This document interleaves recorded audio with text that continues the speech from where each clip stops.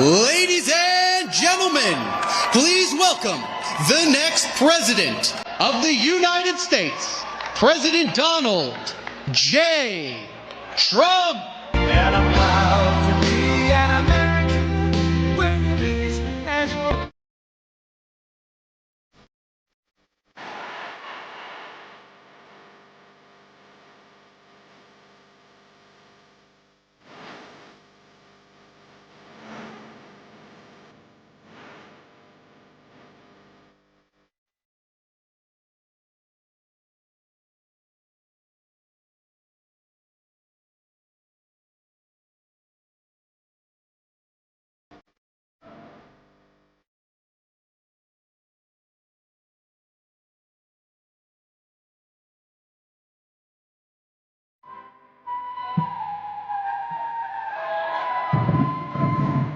Thank you very much, everybody.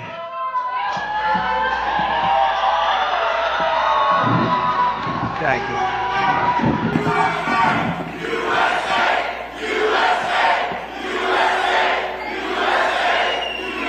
Such great spirit. I want to start by saying it's going very well. There are some bad spots in Pennsylvania where some serious things have been caught or in the process of being caught, but the election itself is going very well. We're leading, I believe, in all 7 swing states.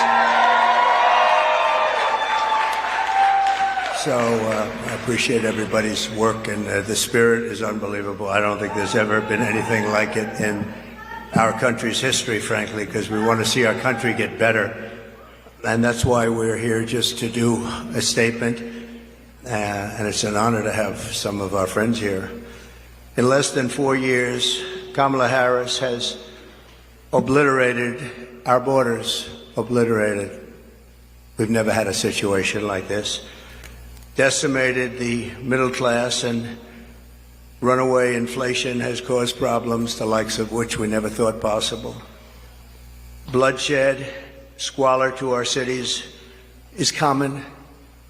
And they've unleashed a war and chaos all over the world. You take a look, everything's blowing up or getting ready to blow up. No respect for our country anymore, no respect for our leadership. No person has caused so much destruction and death at home and abroad should ever be allowed to be the President of the United States. Can't have that. Can't have that. So I'm running on a plan to save America. We're going to save America. We have no choice. It's the greatest there is. We love it, and we're going to save it. We have no choice. And it's going to be saving it from the incredible destruction that's been caused by crooked Joe Biden and Kamala. And she's responsible because he wasn't responsible, and she never said that. He didn't know too much about what was happening. Maybe that was exposed during the debate, and yet still the way they took that away from him was not right. It wasn't right. Shouldn't have happened that way. They walked in, they said, we're taking it away. They stole the presidency of the United States. You can call it a coup, you can call it whatever, but they stole it. They went in like taking candy from a baby, and can't have that. And she's running on a campaign of demoralization and really a campaign of destruction. But really, perhaps more than anything else, it's a campaign of hate. It's a campaign of absolute hate. And, you know, I said yesterday that she's a vessel. She is a vessel. It's a very big, powerful party with smart people. I have to be smart. But it's vicious. They're vicious, and they're perhaps even trying to destroy our country. Because who would want open borders where millions of people can flow in from prisons and from gangs, the worst gang members anywhere in the world? Who would want this for our country? Who would want all of these transgender operations all over the place, like at will? Even if you're in detention, I want a transgender. These are things she used to have. Who wants to defund the police? She's wanted her whole career to defund the police. She only changed recently. She changed on 15 different items: fracking, She was against fracking at the highest level. Wouldn't even think about it. Now all of a sudden, oh, I'd like fracking very much. But they change after the election in about 2 minutes, and I think Pennsylvania understands that. After 2 assassination attempts in just over 3 months, her lies and her slanders are very shameful and really inexcusable. And I can say that if I were president and somebody was being threatened, openly threatened like they've threatened me, I would say, if you do that, even if this was an opponent who I disliked, if you do that, we will obliterate your entire country, and it would all stop. But they wouldn't make that statement. They won't make that statement. And essentially that statement has been made by other presidents, even concerning their opponents, as you know. Today we're going to talk about the real character of Kamala, and a person who has no remorse for the anguish she's inflicted upon families all across America. On the contrary, I have to tell you, Kamala intends to conflict and keep this misery going, and she's going to keep it going as long as she can, because that's the only way she can get elected. She's going out and only criticizing, talking about Hitler and Nazi, and because her record's horrible. Her borders are the worst in the history of the world. There's never been a border in the world like this. I always say in third world countries, banana republics, they'd fight them away with sticks and stones if they had to. We let them come in, come on in. Knowing in many cases they're murderers, they're drug lords, they're traitors in so many ways to our country. If they were involved in our country at all, even that, they're coming back in. People that left because they were traitors are coming back in. Everybody's coming back in. And it's at a level that we've never seen before. Criminals off the streets. And you know, other countries from where they're coming are now setting records, good records for them, where crime is down 70 and 75%, because they're taking the criminals off the street. They're emptying their jails into our country. And they're not finished yet. I'm amazed. I thought they would have done it by now, but if you take a look at Venezuela, their crime is way, way, way down. Then you go to Caracas and you wouldn't recognize it. You can actually walk the streets without being shot or killed or mugged. It's becoming a safe city because they've taken all their criminals, most of them, the rest are coming. They're all coming. They've taken their drug dealers and they've put them into the United States of America. Thank you very much, Kamala. I appreciate it. But she continues, and she will continue this misery, and her policies have caused such harm and such pain. And the 3 great people up here with me are going to just discuss that for a little while, about what's happened to them, how their lives have been shattered. I'd like to begin with the story of one mother whose life Kamala has utterly destroyed this life. And we're talking about thousands of people in very similar situations. Every day under Kamala, open border policies. And if you remember, Joe Biden appointed her as the border czar. She doesn't want to use that term, but let's say we'll just use a different term. She was responsible for the borders, totally responsible. She never made one call to Border Patrol. 2 weeks ago, the Border Patrol endorsed me with the most beautiful endorsement I think I've ever gotten.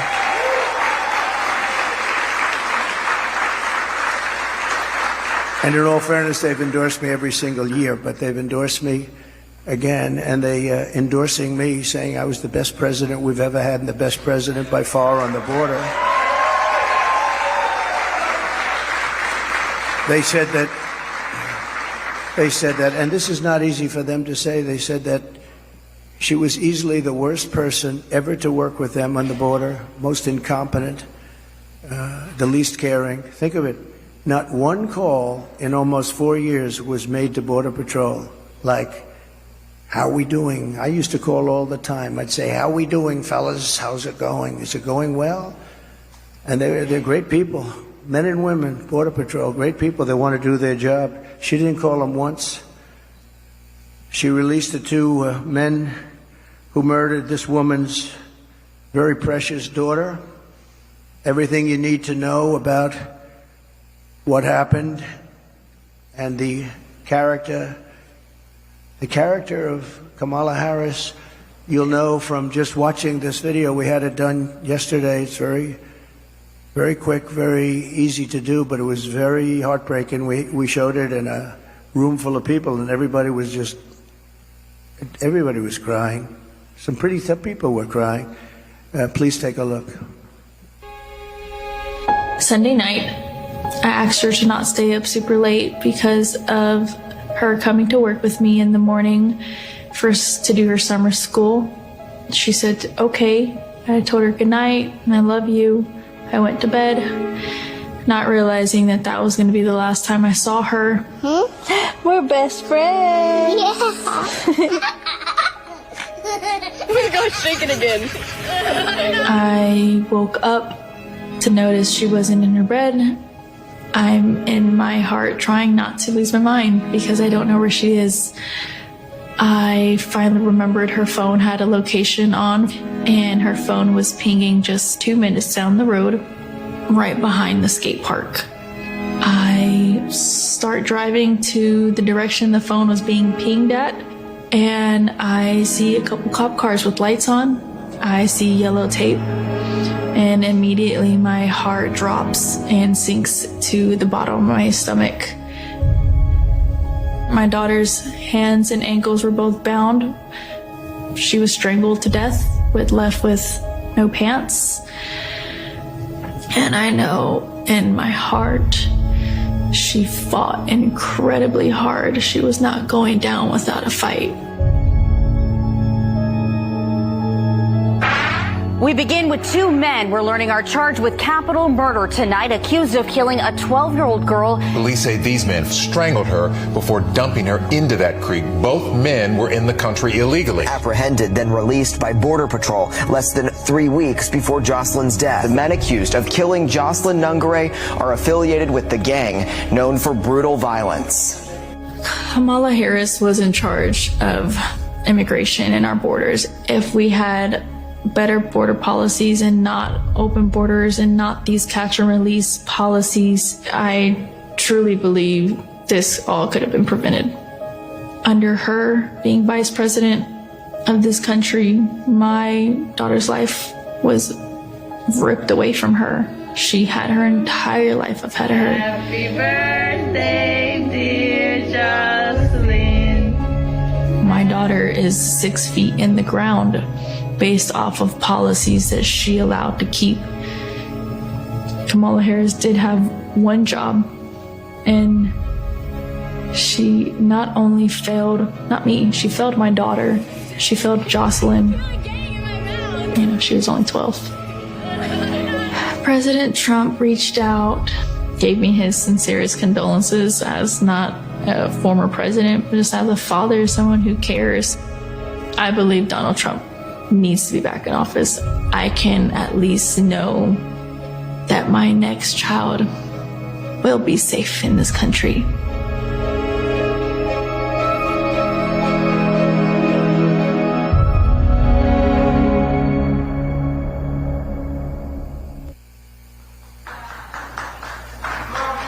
Thank you very much. So I know we talk about inflation and the economy, but to me, there's nothing more important than the fabric of our country being destroyed by people placed there, violently placed there, as far as I'm concerned, foolishly, stupidly placed there. I think what's happening on the border is the single biggest issue, and I'm seeing it more and more when I speak. I see it more. Inflation's terrible. It's hurting our country. It's just decimating our seniors. That's why I talk about Social Security, no tax for our seniors on Social Security, because they've been decimated by inflation. But what Kamala did to Jocelyn and her family is the most heartless and cold-blooded betrayal imaginable. Thousands of cases just like that, thousands. in throwing open the border. Think of it, open borders. They come in from parts unknown. People have no idea who they are, where they're from, anything about them. They know nothing. They just walk into our country. And as soon as I heard they were doing that, I said, well, I know these countries. I know every one of the leaders of all these different countries. They're very smart. They're very sharp. They're very streetwise. I said, I know what they're going to do. They're going to open up their jails and just dump them into the United States. And that's what happened. They opened up their jails. And some of the most ruthless killers in the world are now roaming our fields and our streets all over the United States. I knew that was going to happen, and I would do the same thing if I were running one of those many countries that we're talking about, and not just the 3 or 4 that we constantly mention that are near us, all over South America, all over the Middle East, all over Asia, all over Europe, all over Africa. Tremendous numbers of people are coming out of Africa, and they're coming from all over the world. They're dumping them at our border, pushing them across the line, and say, don't ever come back. If you come back, we're going to kill you. And we're stuck with them. But we're not going to be stuck with them for long. So Kamala violated her oath. She desecrated our laws, and she got innocent girls like Jocelyn tortured and killed. Anyone who knowingly sets loose these monsters into our country has absolutely no right to be running for office, let alone the office of president. No right. So here today is another great person, an American mom, Tammy Nobles. 2 years ago, Tammy's 20-year-old daughter, Kayla Hamilton, who had an autism diagnosis, was found raped, tied up and strangled to death with a telephone cord in her home. Kayla's murderer was an illegal alien, MS-13 gang member, among the most vicious gangs anywhere in the world. I took him out by the thousands thanks to ICE. We're going to protect ICE. Kamala wanted to defund ICE. We didn't have ICE, we'd never get anybody out. They're tough and they're smart and they love our country. But an MS-13 gang member who was apprehended by Border Patrol, but under the policy of our border czar, Kamala, he was released into the United States to kill. Tammy, please come up and say a few words, please. Thank you. Please.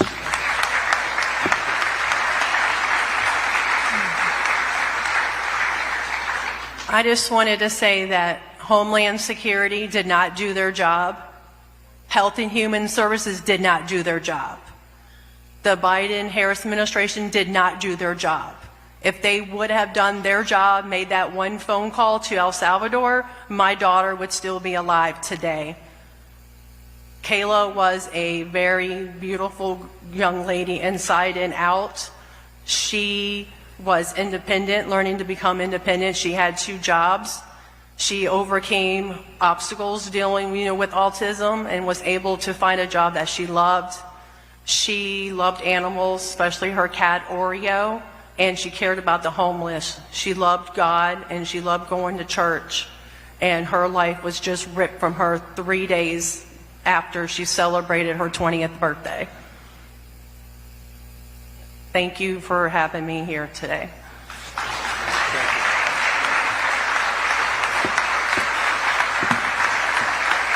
Thank you, Tammy. And we will not forget Kayla. And she's looking down. She's very proud of Mom.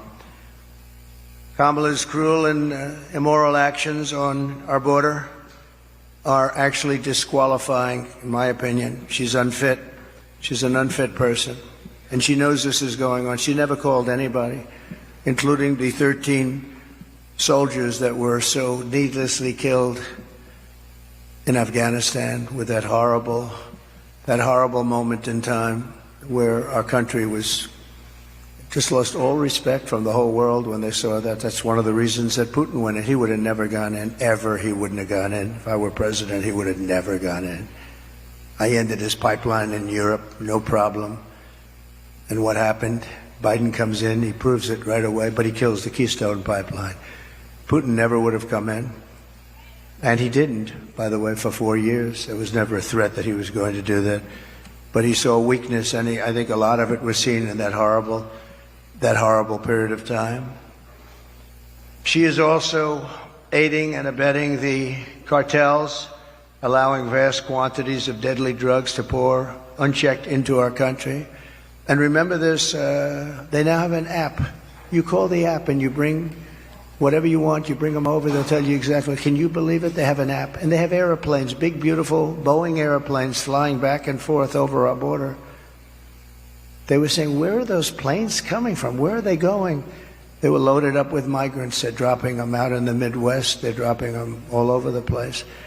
And I will tell you, if you look at Aurora in Colorado or in Springfield in Ohio they dropped 32,000 illegal aliens. They tried to give them legal terminology, but it's not.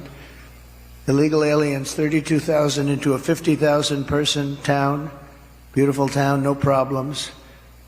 And now they don't know what to do. And they want to be nice, and the mayor wants to be nice. His big thing is to get interpreters because they don't speak English. It's very hard to get interpreters. And he's trying to get interpreters, but in the meantime, they're taking up the hospital. So when people from Springfield would routinely be able to check with a doctor, go to a hospital, they're unable to get in, they're packed. The whole town has changed. And this is happening all over our country. Aurora probably is an even worse situation because you have the meanest, worst gang from Venezuela in the world, probably, maybe as bad or worse than MS-13. And they've literally taken over the town. They've taken over large sections of the town. They've gone into the real estate business. They've taken over apartment complex. They took over a number of complexes where the people are paying them rent. They've become the landlord. Isn't that nice? And they're rough, tough people, and they have the latest weapons. They have military quality weapons, and everyone's saying, where did they get them? We got to get them out of here. We're going to get them out fast. We're going to get them out fast. So today, I'm announcing that for the first time under my administration, we will be seizing the assets of the criminal gangs and drug cartels. And we will use those assets to create a compensation fund to provide restitution for the victims of migrant crime, and the government will help in the restoration. The government will help in the restitution, but something has to be done, and we're going to get it done. Kamala has also caused untold misery through her destruction of our economy. Our economy is not. This is just. It's like a fake economy. Some of the best people on Wall Street are saying the economy is only good because they think, I don't want to say this because other people have said it. It's not me saying it, but they think Trump is going to get elected. That's the only reason our economy is good. That's the only reason the stock market is up. Scott is here, I think, someplace, and he's one of the most respected people on Wall Street. He's actually made a very big point of it, that the stock market is only doing well because of the fact that they think Trump is going to win the election. So we'll see. But Kamala cast the deciding votes that caused the worst inflation in our lifetime, maybe the worst inflation we've ever had, because I don't think I know for a fact they're not adding all of the numbers. If they did, I think it's the worst inflation probably in the lifetime of the country. And it's costing typical American families over $30,000. Nearly half of Americans now say they're broke. Think of that. Half of Americans are saying they're broke. They have no money. 2/3 say they're living from paycheck to paycheck, and that's a record. We've never had that to that extent. We've never ever had that. Millions of Americans are lying awake at night, worried about how they'll pay their bills because Kamala wrecked their family finances, and she's done that. She's done nothing good. They have done nothing good. And I speak of Kamala, but it's partially Joe, but Joe's out of it, you know. Joe's sort of out of it. He's been out of it for a long time. Now she wants to raise taxes for the typical family by $3,000 a year. She's got no empathy for the hardworking Americans whose dreams she's killed, and said recently that there is not one thing that she would do differently from Biden. That's only because she choked. I'm sure she could have come up with a couple of things if she really thought about it, because there's been so much destruction caused by the Biden administration.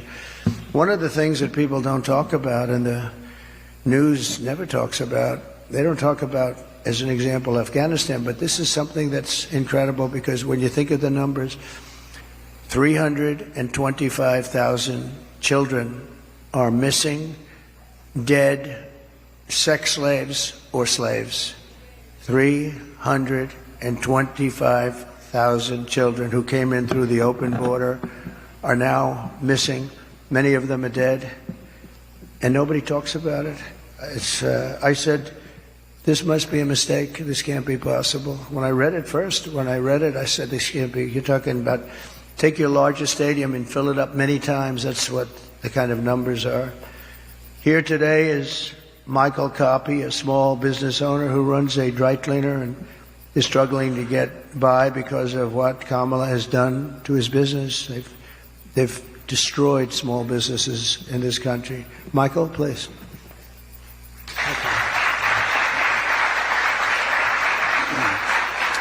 The opportunity and the high honor of joining you here today and sharing my small business story with you folks and the American people.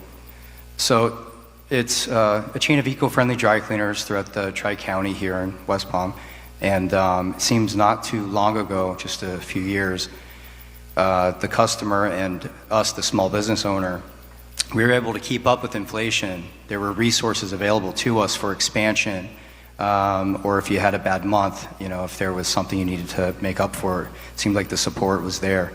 And now, just a few short years later, it seems like all of those resources have dried up. The support's no longer there. We had an expansion plan about 6 years ago that we had to pause because we have to wait for our customers now to catch up with the inflation, the supply chain issues still, because we as a small business, we can't double our price points, although the cost of doing business now is 2, 3, or 4 times what it was just a few years ago. So we've had to get creative. Our industry, probably 30% in the dry cleaning industry, never survived COVID. And just recently this summer, I was contacted, my wife and I, by another local dry cleaner here in West Palm. They were asking advice. So husband and wife been there for about 35 years. Their lease was up, and the landlord was doubling their rent, which would have meant that that's what they've been paying themselves for probably the better part of 20 years. So they had to make a decision. Do they hand the keys back, or do we get creative, work together, pool resources? And so what we did was we figured out the right price point for them, but we did their cleaning for them, at least until we figured it out. And so they were not able to pay their operations. They couldn't keep that going, but they were able to save their business by strategically partnering. And by the end of summer, I think I was contacted by about 12 other local dry cleaners saying, can you guys help us also, because we're going through the same thing. Thank you. And it seems now, so the delta between the reality of what inflation is right now and we have in front of us, the reality of that and the small business owners' capabilities, that delta is too great. So unless we effect change immediately, I fear that in the next few years, if we don't see that change, we might see another 30% of our industry and others no longer exist.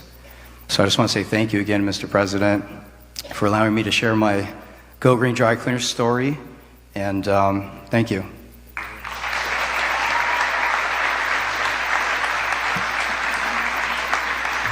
Thank you very much. We really helped a lot of people during the prime time of the China virus. And we helped a lot of people, and we did it intelligently. Then when they took over, they just threw money around like it was dirt. And as you know, the recent monster hurricane, Helene, just wiped out so much. If you look at the different states, North Carolina, Georgia, Alabama, South Carolina, Florida, Tennessee, it was just devastating. And the response was the worst since Katrina, but really a lot of people think it was much worse than Katrina. It's still, they haven't shown up. They're not in North Carolina. The people of North Carolina have suffered incredibly, and there's just nobody to help them. FEMA has been a total disaster. We had FEMA that was fantastic when we did this, because we had our hurricanes too. We had some bad ones, but we did a great job with it. It's not there. And then you see that they, originally blamed, and then they tried to take it back, but it was a little late. But they said that the money was spent on bringing illegal migrants into our country. They spent close to $1 billion, and these were funds that were spent. And you have to say, I was in North Carolina recently, and I looked at devastation that was just, unbelievable. There was nobody there from the federal government. The local people have done incredible things. Franklin Graham has done incredible things. He's been amazing. But there was nobody there. So we're pleased also to be joined by Christy Shamblin, person I know and I've gotten to know over the last year or so, the mother-in-law of fallen Marine Corps Sergeant Nicole G. Nicole made the ultimate sacrifice during the disastrous withdrawal. Not that we were withdrawing. I was going to withdraw, but we were withdrawing with dignity and strength and power, and we were going to keep Bagram, the big air base, because of the fact that it was so close to where China makes their nuclear weapons. 1 hour away. We should have kept it, and we didn't do that. But the way they withdrew, they took the soldiers out first. No, you take the soldiers out last. I went 18 months without one soldier. I spoke to Abdul, the leader of the Taliban. We went 18 months without one soldier even being shot at, no soldier being killed for 18 months. And then we left, and you had this group of incompetent people take over. Guys like Milley should have been fired. They should have been fired. Anybody that was involved with that disaster should have been fired.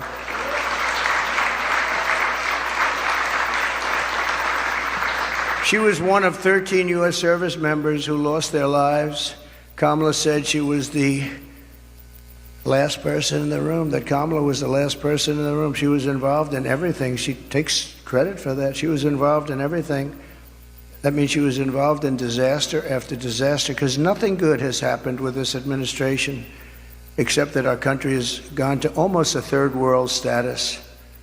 With Biden, when Biden made a decision, she said she was there. Oh, she was there.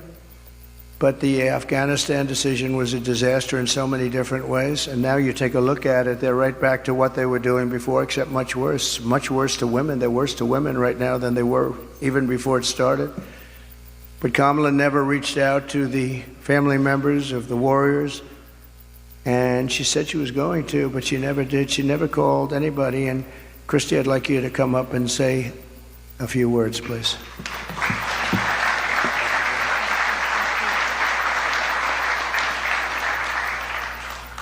Hi, good afternoon, good morning. My name is Christy Shamblin, and my daughter-in-law was Sergeant Nicole Leanne G., and she was killed in the botched Afghanistan exit at Abbey Gate. She was the cornerstone of a very large family.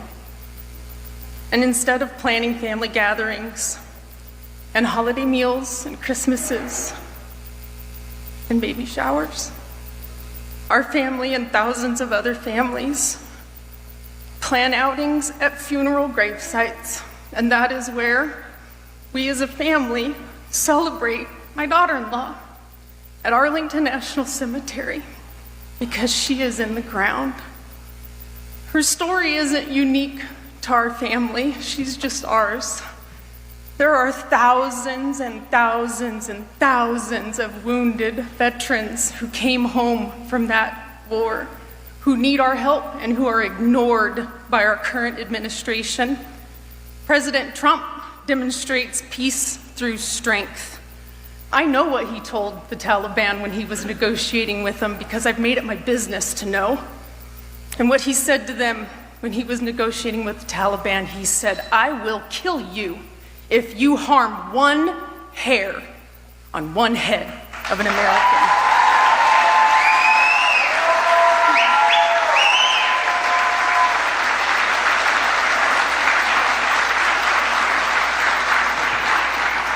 President Trump shows up, he reaches out, and he can fix our country, and we can all heal together.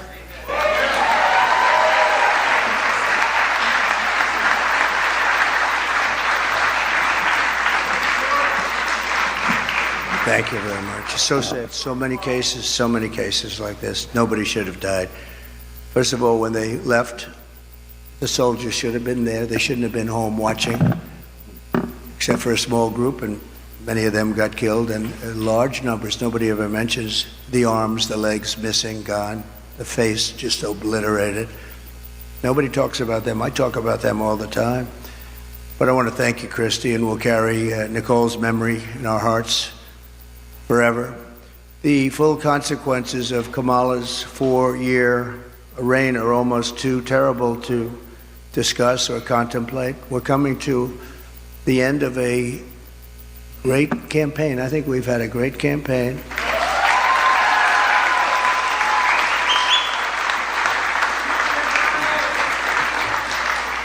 We've really not been provided the kind of protection that I needed as president, but I said we have to do it anyway. When Secret Service would ask for additional people, oftentimes we would be turned down. They were constantly asking for additional people. And I found Secret Service to be very brave. When I was hit and went down, they were right on top of me within seconds. I tell you what, those bullets were flying right over my head. I heard them. And these guys were right. I don't know how they didn't get hit, actually, but they were right there. You take a look at the video. One thing we would say, the video is there for people to see, but they were never given the kind of help that they requested, because our rallies were massively large and they needed more people, and they were always fighting for more people, and it was never given to them. Now they're being given, I hope, what they need, but we were, that was a constant fight. They'd come to me and they'd say, you guys don't want to give us the people. And yet Biden was covered, and they'd have like 2 people show up. But Kamala is grossly incompetent, a total train wreck who has destroyed everything in her path. She's destroyed everything. She left 21 million aliens pour across our country, and then she, maybe in a short while, has to go home, and she'll get herself a job someplace, who knows. But think about it, and she can look at the carnage, and she can look at all the people that have been killed. And you haven't seen anything yet, because they've just started. They're just getting comfortable in our country. These are very tough people. These criminals make our criminals look like nice people. And she let the more than 13,000 convicted illegal aliens, nobody would have let these people into our country. And remember, they came out of the worst prisons in the world, the meanest, nastiest prisons in the world. And when she says that she wouldn't do anything different, does that mean that she would have let 325,000 migrant children probably die, most of them, many of them, but at a minimum they're slaves or they're sex slaves, and they're all over the country? Does that mean that she wouldn't have changed that? Does that mean that she wouldn't have changed so many of the other things that led to so much death and destruction, and even financial destruction of our country itself? We could end up in a depression because of what she's left with us. They are the worst combination, president, vice president, in the history of our country. And I often say Jimmy Carter's a happy man, because his administration, by comparison, was totally brilliant. It was brilliant. After Kamala endorsed defunding the police, she bailed out rioters, looters, and murderers, took them right out of jail during the violent crimes in the United States. Remember, that was in Minnesota. Minneapolis was burning down. It was burning to the ground. I watched the CNN announcer say, "This is a friendly group of people," and over his shoulder, the entire skyline was burning. I've never seen but that's the fake news. But violent crime in the United States is up 37%. All of these different crimes are up anywhere from 37 to 105% over a very short period of time. And it's almost like nobody even cares about it. Very simply, Kamala Harris is not fit to be your president. We can't have it happen. We can't have it happen. We're going to make this country strong again. We're going to make it great again. We're going to be respected again.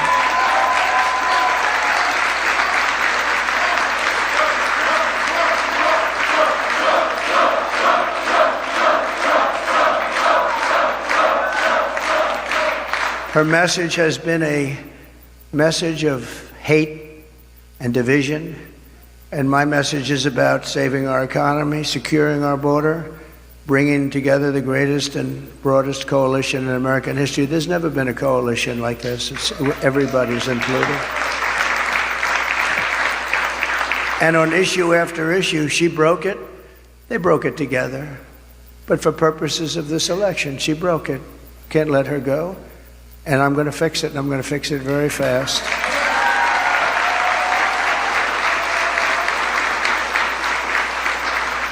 And on the illegal, thank you very much. Thank you very much. On the illegal immigrants that will be taken out of the country, as you know, we're going to be taking them out. And if they come back, we have laws that will be immediately enacted where they serve 10 years in prison. They won't come back, and if that's not long enough, we'll have to do something else. But we don't want them back. They're not going to come back. And as you know, we're asking for the death penalty for any migrant who comes into our country and kills an American citizen or a police or law enforcement person. Because we have to protect our police. Our police are under siege also at numbers that nobody thought were possible, the worst they've ever seen. It's very hard to recruit. And really for not just the danger, it's hard to recruit because they don't have the spirit anymore for our country because they're being led with people that are spiritless. They really are spiritless. They can't instill spirit. But so that's any citizen, they get killed, it's the death penalty, and that includes police or law enforcement officers.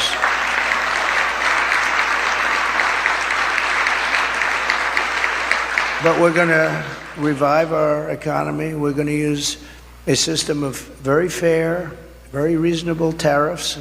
As I said, so powerful. We've never used them. I used them.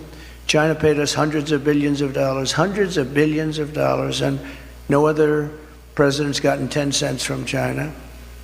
China had a free ride, but so did many other countries. European Union is taking advantage of us. They don't take our product, and yet we take their product all over the place. We take their farming product. We take their cars left and right, right?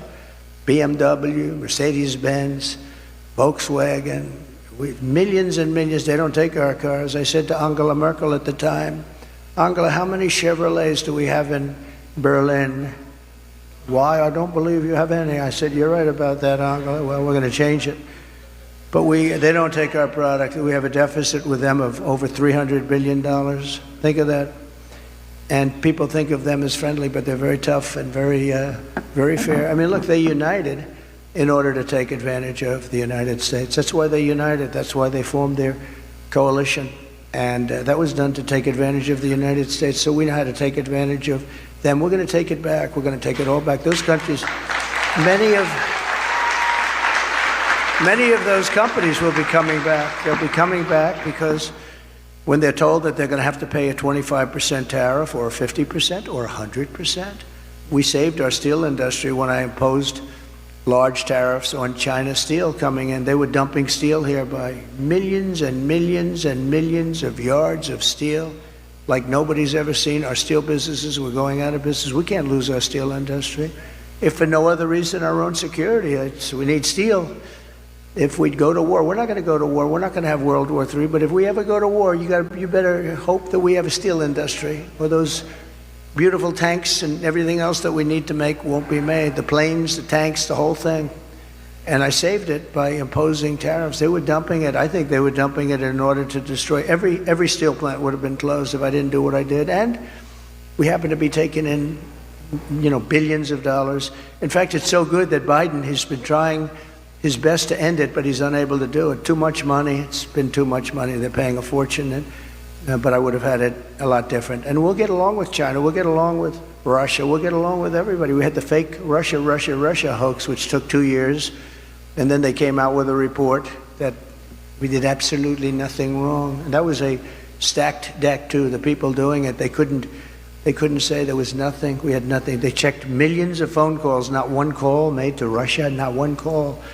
It was a terrible thing they did to the country, and actually put us in a lot of danger, to be honest with you. If I didn't have somewhat of a relationship with Russia and Putin and all, we had to have it. And by the way, getting along with President Xi and Putin and Kim Jong-un of North Korea. If you remember when I met with Obama, his wife was very nasty to me the other day. That was not nice. She was very nasty. She said nasty things. I was always very respectful of her, but she got up there, which shows you how nervous they are about what's happening. But she was nasty 2 days ago. She got up and said some bad things she shouldn't have said. They were wrong, too. But we're going to turn our country around,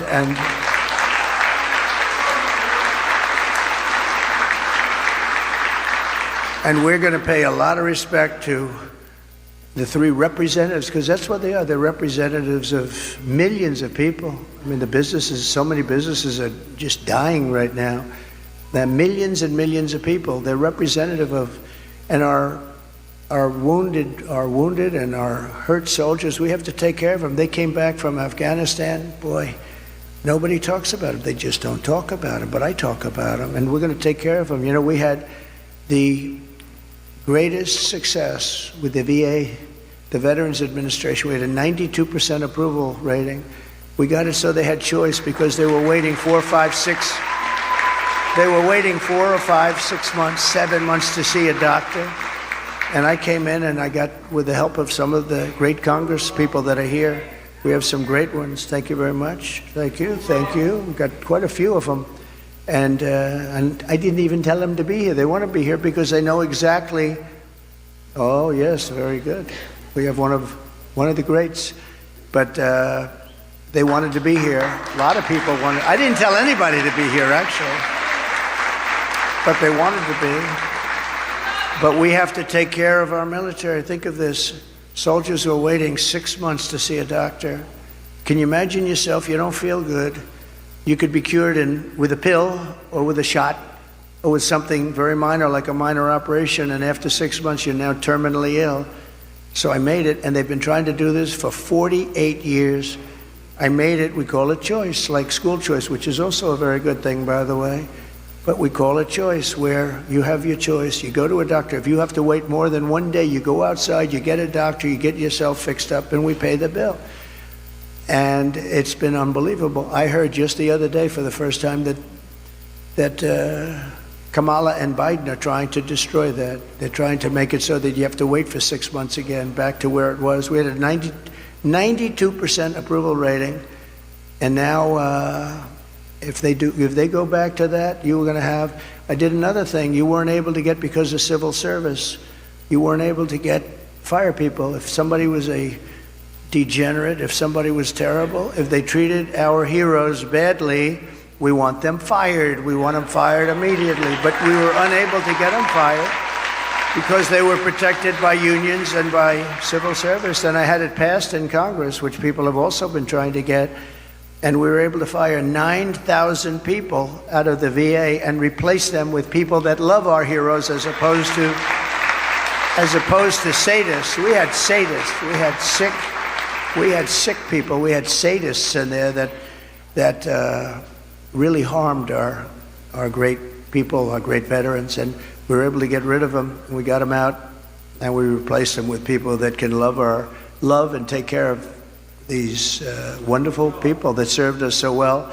So we did good. We had a 92% approval rating. They've been in the 40s and the 30s, and now it's heading back in that direction, I'm afraid. I hear they want to dismantle everything. And it's almost like you'd say, why? Why would they do that? Why would they do that? And yet they'll spend, you can't say money because they give away hundreds of billions of dollars to anybody that needs it, but they won't take care of our veterans. They won't take care of our people. They won't take care of our soldiers. They won't take care of our elderly. They won't take care of anybody, but they give every time certain people come to town, they walk away with $100 million for countries that many people have never even heard of. So I just want to tell you, this is a campaign that's been long and hard. I've been on the road or campaigning for 58 straight days. I haven't taken a day off. I'm proud of that.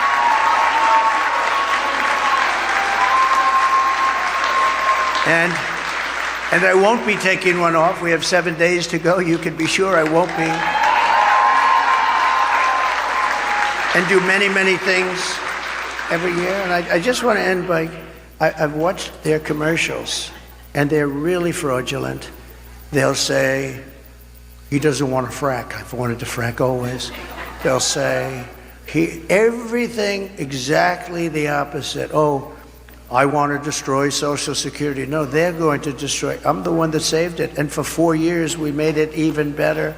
I'm the one, and I didn't raise ages. I didn't do the things that they're going to do because they're allowing millions of these people to go onto Social Security, Medicare. They're going to destroy it. She's going to destroy the whole country because it's not sustainable by any country. But the ads and the statements that they make are exactly the opposite.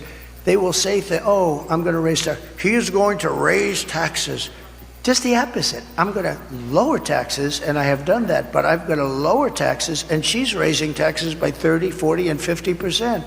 But they'll have a commercial. And I just say this to you because I hope people understand.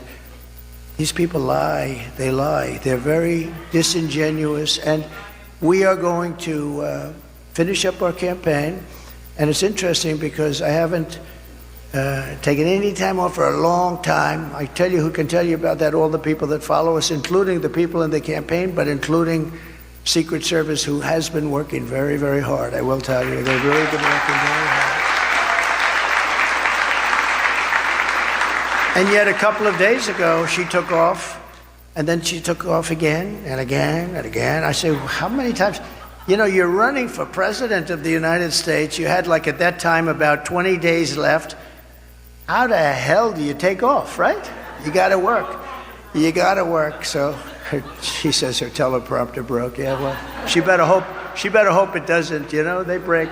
And if you don't know how to do it without a teleprompter, you got a problem. And she doesn't know how to do it without a teleprompter. So I just wish they'd stop lying because the lies are vicious, and probably some people believe them. But the good news is 7 states, Republicans never lead in the early voting because for whatever reason, it's habit or it's a certain security they feel in going to the booth. They believe in principle. But we never lead in. I don't know if we've ever led in early. Every single state we're leading in. Every single state. At an early. And we don't need all of them, but at an early. And some states are in play that nobody thought would ever be in play. But I think people are seeing, because again, we're the party of common sense. We're the party of common sense. And we want to have strong borders. We want to have great elections. We want to have fairness. We don't do things like, we're not going to have men playing in women's sports. I mean, that's okay. So we're the party of common sense, and we're the party of fairness, and we have a coalition. Nobody's ever seen anything like, I don't think anybody has ever seen anything like what happened the other night at Madison Square Garden. The love in that room, it was breathtaking, and you could have filled it many, many times with the people that were unable to get in. But politicians that have been doing this for a long time, 30 and 40 years, said there's never been an event so beautiful. It was like a love fest, an absolute love fest, and it was my honor to be involved. And hopefully, they started to say, well, in 1939, the Nazis used Madison Square Garden. Well, and you know what? But can you imagine that? In 1939, the Nazis, they would. But but how terrible to say, right? Because, you know, they've used Madison Square Garden many times. Many people have used it, but nobody's ever had a crowd like that. And I tell you what, right now, nobody's ever had love like that. That was love in the room, and it was love for our country. It was really love for our country. So we're going to fight like hell for the next 7 days, and then hopefully...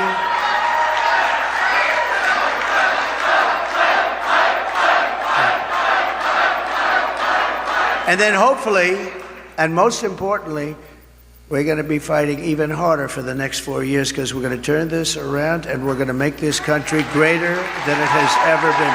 Thank you. Thank you very much. Thank you. Thank you.